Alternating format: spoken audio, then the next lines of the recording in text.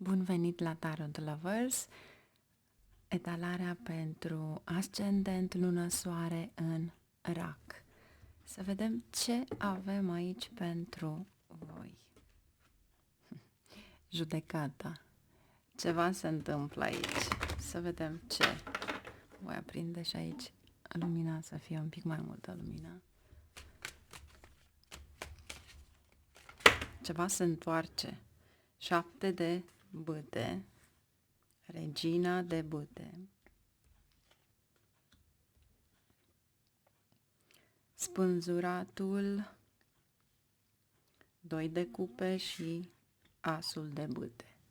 După câte se vede, e posibil să vă reorganizați, poate cei care sunteți în cuplu, sau vă lipsește organizarea sau ceva de genul la care doriți să faceți împreună, pentru că aveți 2 de cupe. Să vedem ce avem mai departe. Le-am pus pe toate pentru că trebuia să fie prima linie. La voi au ieșit mai multe.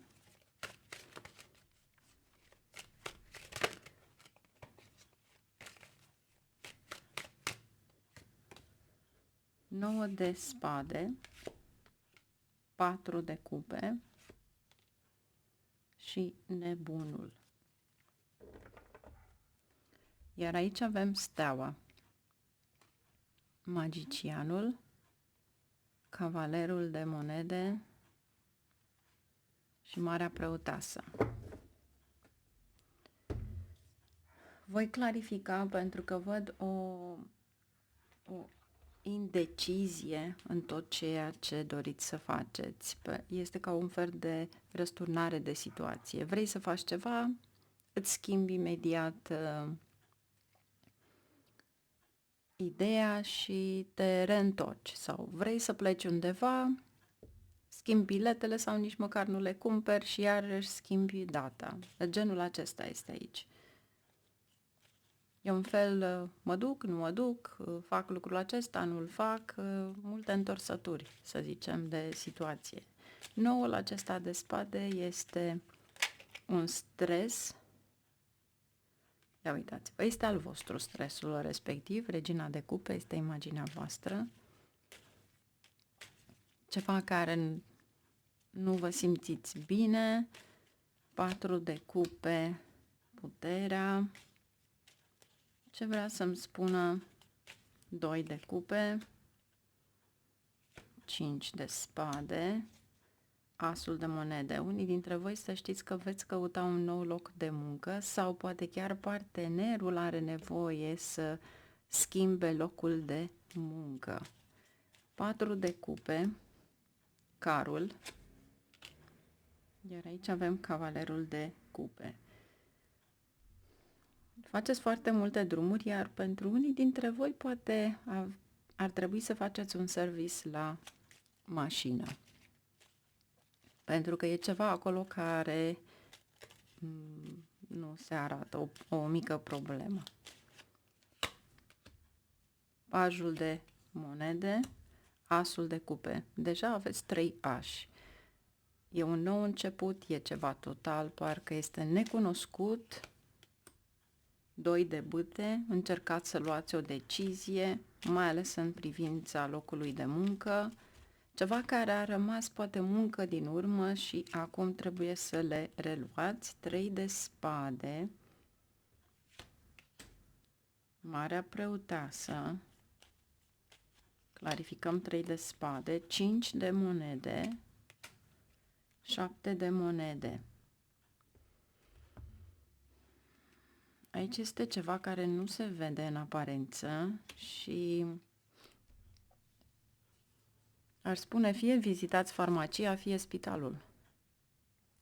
Poate faceți niște analize genul acesta, dar marea preoteasă vă spune, e ca un fel de durere în plexul solar. E ceva care, poate din cauza stresului, aveți ceva. Aici nu este o trădare, nu este absolut nimic. Asta este, de fapt, ceva la care poate ați strâns în voi o, o situație, un stres și acel stres s-a transformat cu timpul în altceva.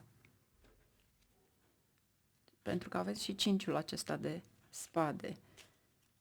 E ceva care vă nemulțumește, dar în același timp simt că este o autocritică a voastră. Pașul de bâte. Trebuie neapărat să schimbați ceva. Ce să schimbați? Poate ideea, conceptul de a încerca să fii împreună cu cineva, să accepti poate greșelile persoanei respective, să te accepti pe tine, pentru că numai așa vei continua. Viața merge înainte. Dar cu siguranță aici aveți ceva ce ar trebui să faceți, de fapt, un control. Este ceva ascuns, pentru că Marea Preoteasă întotdeauna îmi spune că este ceva ascuns. 3 de monede. Munciți foarte mult. Poate chiar vă gândiți să mergeți undeva în exterior sau genul acesta de energie, dar eu aș spune să deschideți ceva. Saturn, când aveți de-a face cu Saturn, fie companiile mari au de-a face cu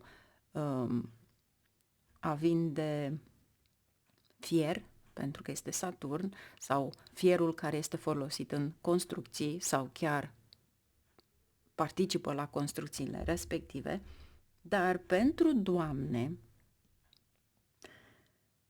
au de-a face cu un magazin de pantofi, de încălțăminte. Și aici văd că sunt noi începuturi. Nu vi le puneți încă, dar cu siguranță eu zic că cei care se gândesc la asta, să vedem cât aveți. Da, aveți suportul respectiv. Deci aveți susținerea respectivă, aveți împărăteasa și aveți și regina. Trebuie să vă faceți un plan de acțiune, pentru că unii dintre voi e posibil să deschideți un magazin de încălțăminte. Plus, vă aduc aminte ceva. Saturn are de-a face cu încălțăminte scumpă, dar bună. Pentru că esența este să investești în ceva în care este trainic și care va rămâne mai mult timp.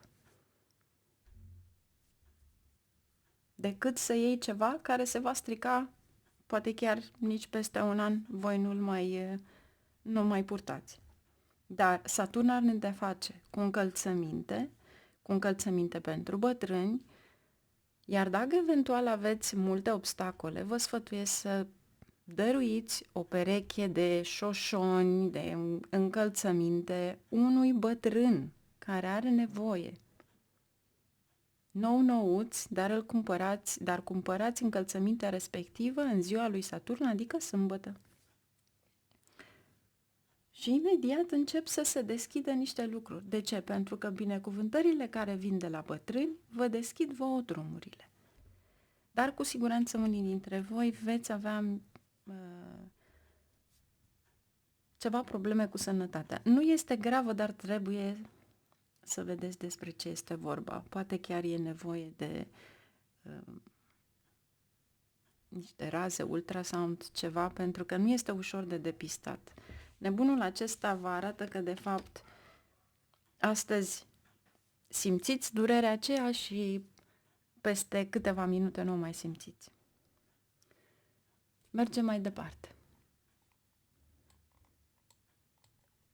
Ascendent, lună, soare în Scorpion. Să vedem ce avem aici pentru voi. Ce avem pentru Scorpion?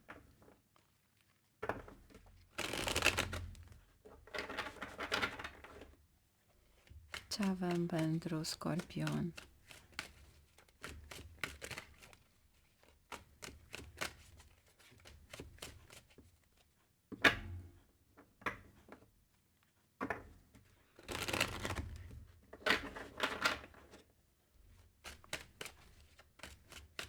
ce trebuie să știe.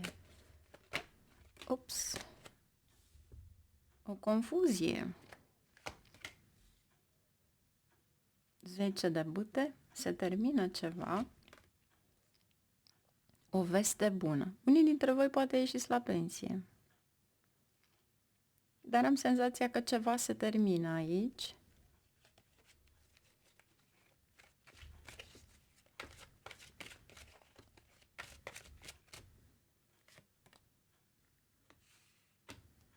Opt de monede.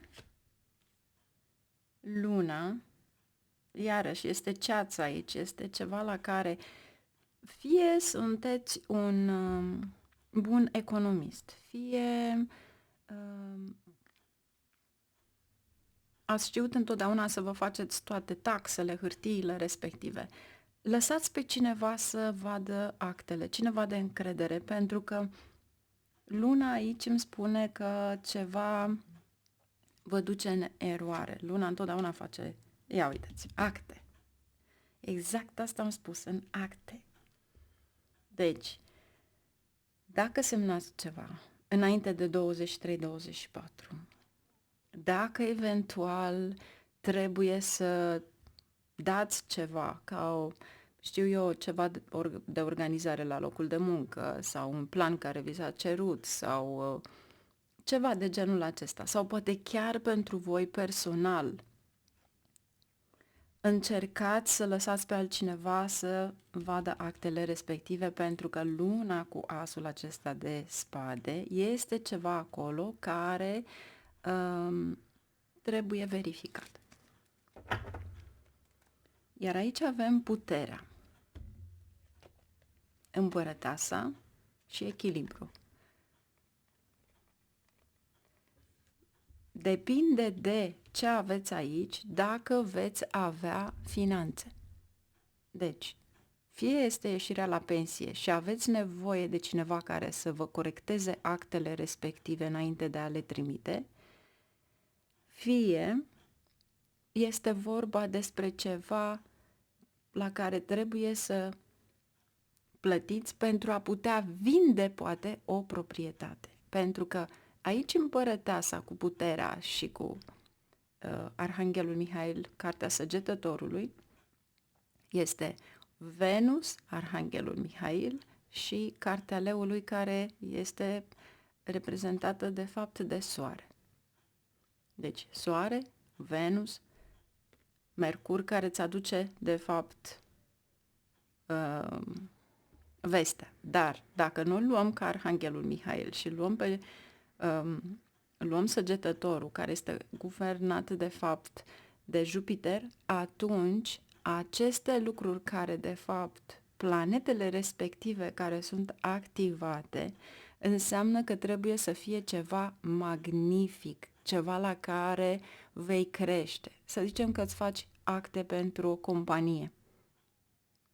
Dacă tu nu știi exact cum să completezi pentru taxe, asta înseamnă pierdere. Pentru că soarele este statul.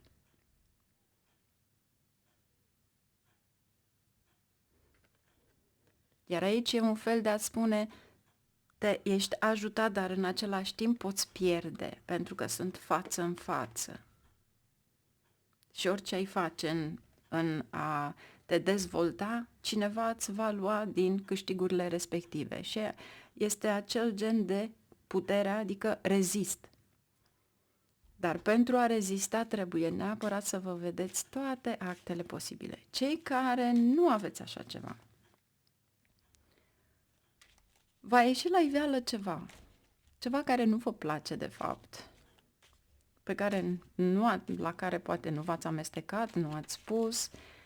În schimb, veți avea și niște vești foarte bune cu optul acela de bâte și pentru unii dintre noi, optul acesta de monede și 8 de bâte poate este începutul la ceva la care doriți să studiați, poate că tineri din familie doresc să meargă să studieze în altă parte, pentru a avea o carieră mai bună, dar ceva îmi spune aici cu luna, că au niște clauze care nu sunt bune. Deci, citiți, recitiți, nu faceți acum nicio cerere pentru așa ceva, așteptați puțin până spre sfârșitul lunii sau poate chiar mai târziu pentru a vedea ce se întâmplă de fapt. Pentru că veți avea mai multe noutăți de aici, asul acesta. 4 de spade, steaua. 4 de spade este un fel de a spune echilibru de care voi aveți nevoie acum și steaua, oportunitatea care vi se oferă, vine cu mesajul respectiv, dar nu acționați. 6 de spade, o călătorie sau un tranzit. Poate unii dintre voi reveniți pe meleagurile natale sau vă hotărâți într-adevăr să vă stabiliți acolo unde sunteți, nu mai este cale de întoarcere. Puterea, din nou, se repetă, Hierofantul, comunitatea. Deci, încă o dată vă spun, e posibil să aveți de-a face cu niște taxe. Hierofantul are de-a face cu taxe și comunitate. Foarte atenți la lucrurile acestea, pentru că e ceva care s-a pierdut sau poate n-ați găsit în e-mail-urile voastre, încercați să găsiți ceva. Sau, pentru unii dintre voi, poate este chiar un ajutor financiar, mai rar asta, de la stat, care e ca o sabie cu două tăișuri, dar dacă e cazul să aplicați, aplicați. Dar fiți foarte atenți la mesajele care vi se dau pe e-mail-uri și mai ales cei în vârstă care nici măcar nu au un e-mail și trebuie neapărat să găsească ceva. Aici sunt niște taxe care nu sunt corecte.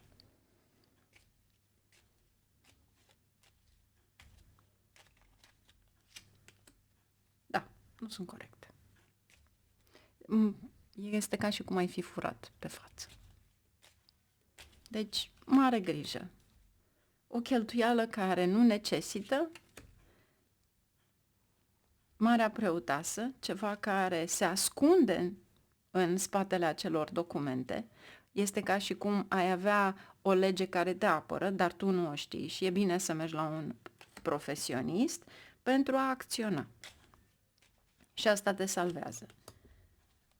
Iar aici, îndrăgostiții îți spune să iei o altă cale, să încerci să mergi către cu totul altceva. Iar dacă eventual aveți averea comună, aici se pune o discuție în momentul în care sunteți căsătoriți și știți că averea respectivă, fie că este a ta sau a celuilalt, este o avere comună pe care o dați copiilor voștri și va trebui să luptați pentru ea.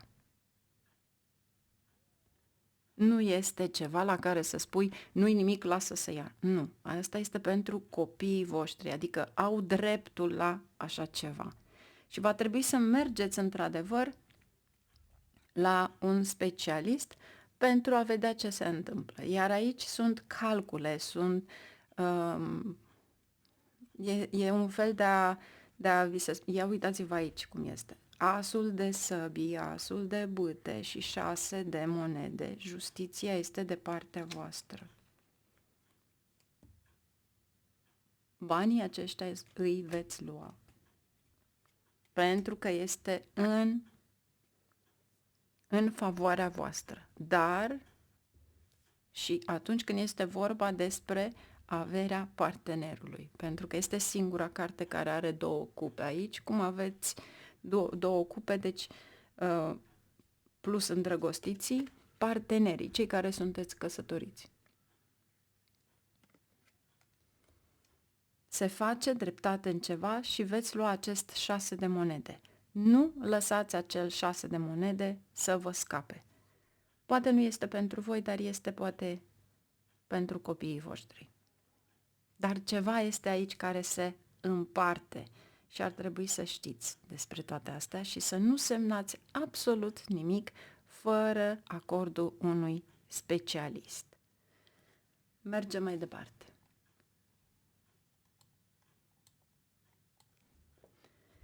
Ascendent, lună, soare în Pești. Să vedem ce avem aici pentru voi. Ups, ce vrea să cadă? Luna. 4 de săbii, 2 de săbii, niște discuții cu mama pe care o vei avea în casă. Cei care aveți sau niște discuții despre mamă, dar aici simt că este ceva care nu vă convine.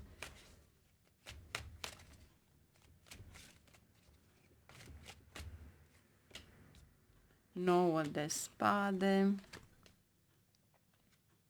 2 de cupe și pajul de bâte s-au lipit între ele, diavolul. Oh. Ok. Iar aici avem pajul de săbii.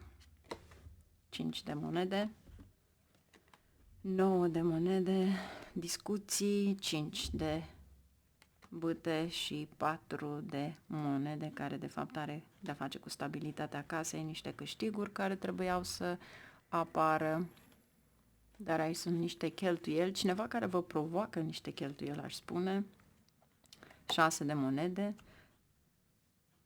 Ar fi bine ca orice este în plus, o primă, genul acesta, să puneți, să salvați banii aceea, să-i puneți deoparte fără ca nimeni să nu știe. E un fel de să nu știe stânga ce face dreapta. Diavolul. Mulți dintre voi acum veți vedea clarificarea diavolului și cu patrul acela de spade.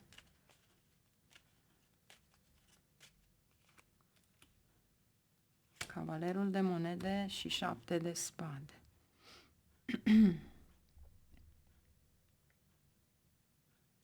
În primul rând, 7 de spade este cartea vărsătorului și atunci când am de-a face cu multe spade, aici am de-a face cu un gaz. Fiți foarte atenți în momentul în care plecați de acasă dacă este închis gazul.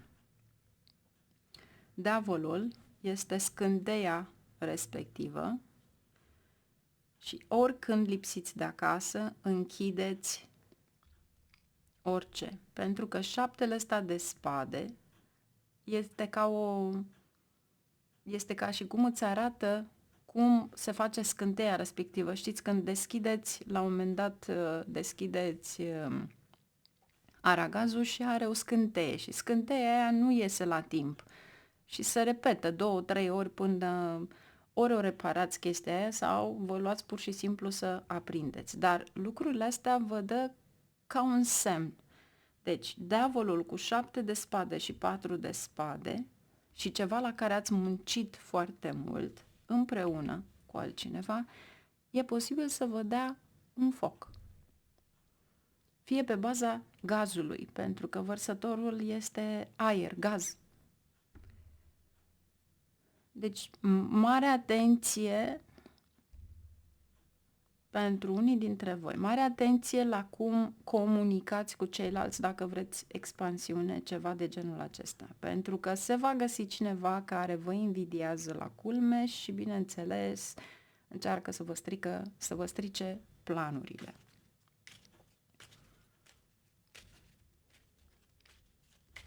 Diavolul.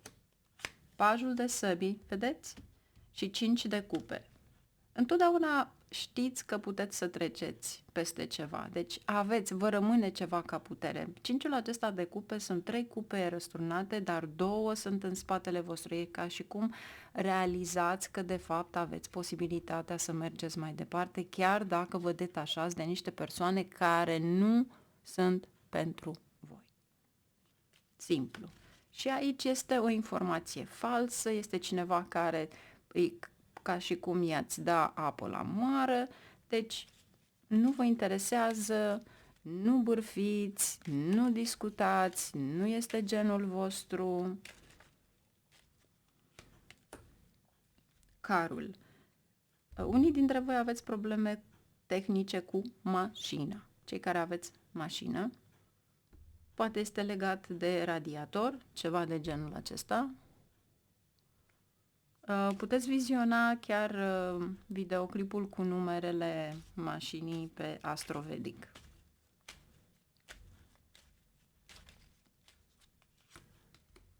Eremitul. Cei care mama nu este în viață, va trebui să discutați despre moștenire.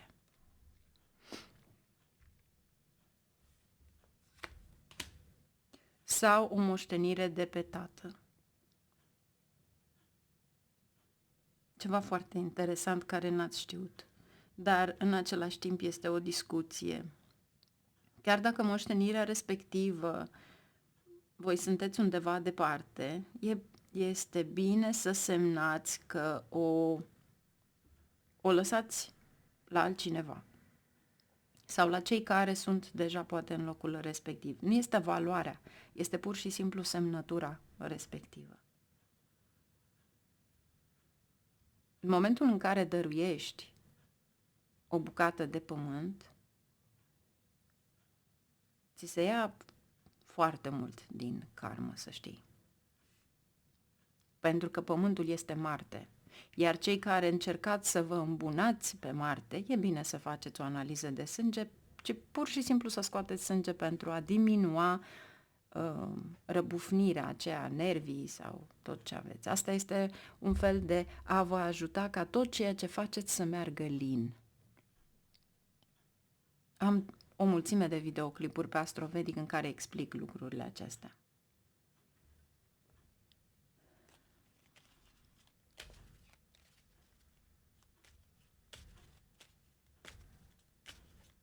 Pajul de săbii, 9 de săbii, 5 de săbii, wow, 3 de bute. Dacă doriți să faceți o călătorie în exterior, mai așteptați, pentru că veți avea multe probleme. Așteptați după 23-24 februarie pentru a se liniști lucrurile, dar vă sfătuiesc să faceți o analiză de sânge. În primul rând, pur și simplu să vedeți zahărul, colesterolul, doar simplu fapt pentru a fi ajutați pe tema aceasta. Și fiți foarte atenți în momentul în care plecați din casă. Iar soarele va aduce o reușită din ceva la care voi poate ați aplicat, fie ca individ, fie ca un afacerist, genul acesta de energie. Steaua. Din nou cartea vărsătorului, vedeți? Și din nou aveți 4 de săbii. Foarte atenți. Și nu luați în momentul acesta nicio oportunitate, pentru că moartea vă spune lasă totul la o parte pentru că nu este timpul. Liniștește-te pur și simplu, ai grijă de tine, mergi undeva unde să te relaxezi, ai răbdare și cu timpul. Întotdeauna să știți că chiar dacă voi accelerați ceva sau încercați să spuneți că da, nu-i nimic, uite, vom face aceste lucruri și iau karma înainte sau nu. Când vine timpul, atunci trebuie să fie. Nu este când vrem noi. Noi ne facem planuri, Dumnezeu râde. Numai bine, la revedere!